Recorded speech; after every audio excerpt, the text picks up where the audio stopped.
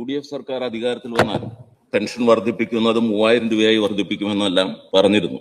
പക്ഷേ ഇത്തരമൊരു പ്രഖ്യാപനം സ്വാഭാവികമായിട്ട് ബഡ്ജറ്റിൽ വന്നില്ല. സർ, ഇന്ദിരാ ഗ്യാരണ്ടി ആയിട്ട് ഞങ്ങൾ തെരഞ്ഞെടുപ്പിന് മുൻപും തെരഞ്ഞെടുപ്പിന് ശേഷവും 6 പ്രധാനപ്പെട്ട പദ്ധതികളാണ് പ്രഖ്യാപിച്ചിട്ടുള്ളത്. അതിലൊരു പദ്ധതിയാണ് സാമൂഹ്യ സുരക്ഷാ പെൻഷൻ 3000 രൂപയാക്കി വർദ്ധിപ്പിക്കുമെന്നുള്ളത്. സർ, അതിൽ ആദ്യ ഗ്യാരണ്ടികൾ 2 KSRTCയിലെ സ്ത്രീകളുടെ സൗജന്യ യാത്ര ആദ്യ മാസത്തിൽ തന്നെ നടപ്പാക്കി. സർ, രണ്ടാമത്തത് ഒരു വയോജന ഡിപ്പാർട്ട്മെന്റ് രൂപീകരിക്കുക എന്നുള്ളതാണ്. ഇന്ത്യയിൽ ആദ്യമായി കേരളത്തിലാണ് ആ വയോജന ഡിപ്പാർട്ട്മെന്റ് ഈ സർക്കാർ അധികാരത്തിലെത്തി 1 മാസത്തിനകം പൂർത്തിയാക്കി.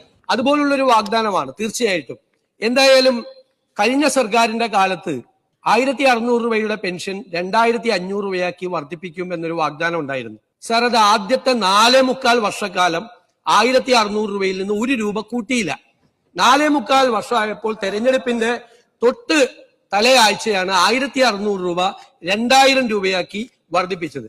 എന്തായാലും അത്തരം ഒരു കാലതാമസം ഈ 3000 രൂപയുടെ കാര്യത്തിൽ ഈ സർക്കാരിന്റെ ഭാഗത്ത് നിന്ന് ഒരു കാരണവശാലും ഉണ്ടാവില്ല. എത്രയും പെട്ടെന്ന് ജനങ്ങളോട് നൽകിയ വാഗ്ദാനം ഈ സർക്കാർ പാലിക്കുക തന്നെ ചെയ്യും.